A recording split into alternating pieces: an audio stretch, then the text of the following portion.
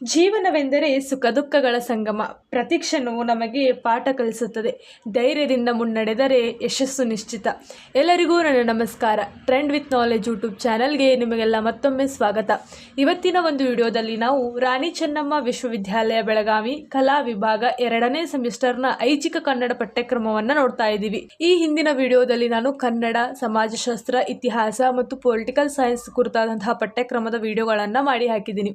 ಇನ್ನು ಯಾರು ಅವುಗಳನ್ನು ನೋಡಿಲ್ವೋ ಹೋಗಿ ನೋಡಿ ಅಂತ ಹೇಳ್ತಾ ಆದಷ್ಟು ಈ ಒಂದು ವಿಡಿಯೋನ ಲೈಕ್ ಮಾಡಿ, ಶೇರ್ ಮಾಡಿ, ಕಮೆಂಟ್ ಮಾಡಿ ಹಾಗೂ ಈ ಚಾನಲ್ನ ಸಬ್ಸ್ಕ್ರೈಬ್ ಮಾಡಿಕೊಂಡು ಬೆಲ್ ಐಕಾನ್ನ ಕ್ಲಿಕ್ ಮಾಡಿ.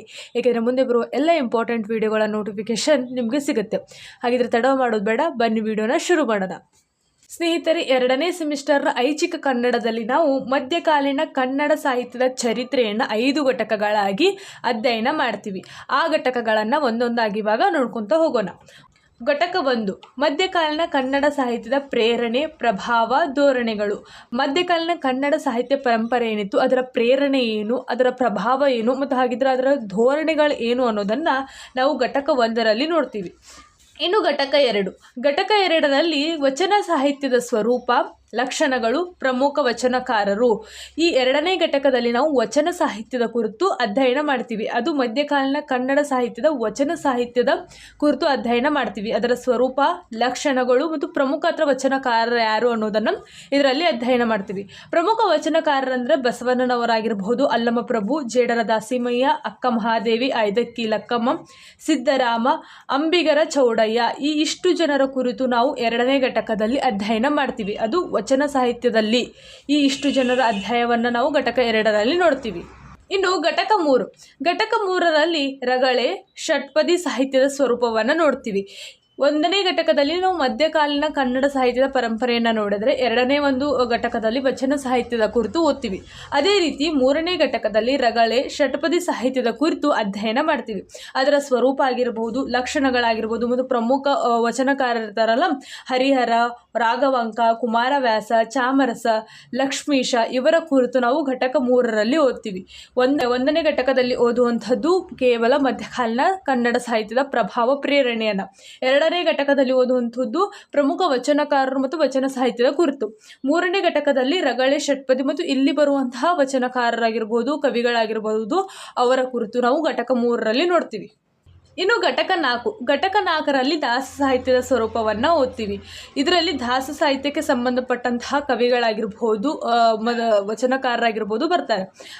ಈ ದಾಸ ಸಾಹಿತ್ಯದ ಲಕ್ಷಣಗಳಾಗಿರ್ಬೋದು ಮತ್ತು ಪ್ರಮುಖ ವಚನಕಾರರಂದರೆ ನರಹರಿ ತೀರ್ಥರಾಗಿರ್ಬೋದು, ಶ್ರೀಪಾದರಾಯರಾಗಿರ್ಬೋದು, ವ್ಯಾಸರಾಯರು, ಪುರಂದರದಾಸರು, ಕನಕದಾಸರು, ಇಷ್ಟು ಜನರ ಕುರಿತು ನಾವು ಘಟಕ 4ರಲ್ಲಿ ಓದ್ತೀವಿ.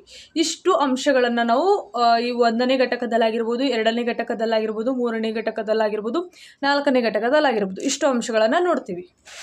ಇನ್ನು ಘಟಕ 5, ಘಟಕ 5ರಲ್ಲಿ ಸಾಂಗತ್ಯ, ತ್ರಿಪದಿ, ತತ್ವಪದಗಳು ಇವುಗಳ ಕುರಿತು ಸ್ವರೂಪವನ್ನು ನೋಡ್ತೀವಿ, ಲಕ್ಷಣಗಳನ್ನು ನೋಡ್ತೀವಿ ಹಾಗೂ ಇದರಲ್ಲಿ ಬರುವಂಥ ಪ್ರಮುಖ ಕವಿಗಳ ಕುರಿತು ಅಧ್ಯಯನ ಮಾಡ್ತೀವಿ.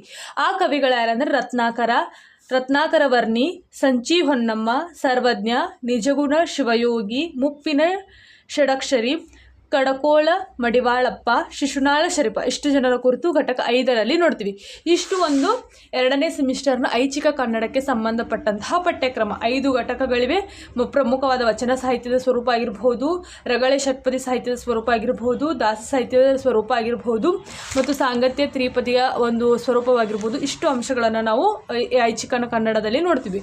ಹಾಗಾದರೆ ಇದರ ಪ್ರಶ್ನೆ ಪತ್ರಿಕೆಯ ಮಾದರಿ ಯಾವ ರೀತಿ ಇರುತ್ತೆ ಅಂದರೆ, ಪ್ರಶ್ನೆ 1ರಲ್ಲಿ ಘಟಕ 1ರಿಂದ ಅಂದರೆ ಈ ಘಟಕದಿಂದ ಅಂದರೆ 1ನೇ ಘಟಕದಿಂದ 2 ಪ್ರಬಂಧ ರೂಪದ ಪ್ರಶ್ನೆಗಳನ್ನು ಕೊಡ್ತಾರೆ. ಅದರಲ್ಲಿ ನಾವು ಬರೀಬೇಕಾಗಿರೋದು 1, ಅಲ್ಲಿ ನಮಗೆ 10 ಮಾರ್ಕ್ಸ್ ಸಿಗುತ್ತೆ. ಇನ್ನು ಘಟಕ 2ರಿಂದ ಅಂದರೆ ವಚನ ಸಾಹಿತ್ಯದ ಸ್ವರೂಪದಿಂದ 3 ಪ್ರಬಂಧ ರೀತಿಯ ಪ್ರಶ್ನೆಗಳನ್ನು ತೆಗಿತಾರೆ. ಅದರಲ್ಲಿ ನಾವು 2 ಪ್ರಶ್ನೆಗಳಿಗೆ ಉತ್ತರ ಕೊಡಬೇಕು, ಅಲ್ಲಿ ನಮಗೆ 20 ಮಾರ್ಕ್ಸ್ ಸಿಗುತ್ತೆ. ಅದೇ ರೀತಿ ಪ್ರಶ್ನೆ 3ರಲ್ಲಿ ಘಟಕ 3 ಅಂದರೆ ರಗಳೆ, ಷಟ್ಪದಿ ಸಾಹಿತ್ಯದಿಂದ 3 ಪ್ರಬಂಧ ರೀತಿಯ ಪ್ರಶ್ನೆಗಳನ್ನು ತೆಗಿತಾರೆ. ಅದರಲ್ಲಿ ನಾವು 2 ಬರೀಬೇಕು, ಅಲ್ಲಿ ನಮಗೆ 20 ಮಾರ್ಕ್ಸ್ ಸಿಗುತ್ತೆ.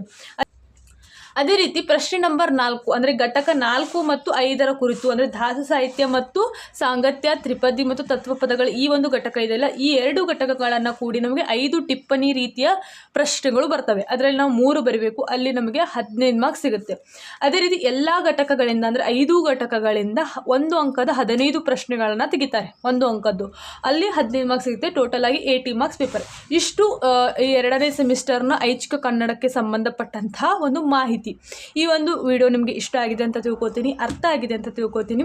ಇದೇ ರೀತಿ ಮುಂದಿನ ವಿಡಿಯೋಗಳಿಗಾಗಿ ಈ ಒಂದು ಚಾನಲ್ನ ಸಬ್ಸ್ಕ್ರೈಬ್ ಮಾಡಿಕೊಂಡು ಬೆಲ್ ಐಕಾನ್ನ ಕ್ಲಿಕ್ ಮಾಡಿ ಹಾಗೂ ನಿಮ್ಮ ಅಭಿಪ್ರಾಯಗಳನ್ನು ಕಮೆಂಟ್ ಮೂಲಕ ತಿಳಿಸಿ ಅಂತ ಹೇಳ್ತಾ ಮತ್ತೆ ಮುಂದಿನ ವಿಡಿಯೋದಲ್ಲಿ ಸಿಗ್ತೀನಿ. ನಮಸ್ಕಾರ.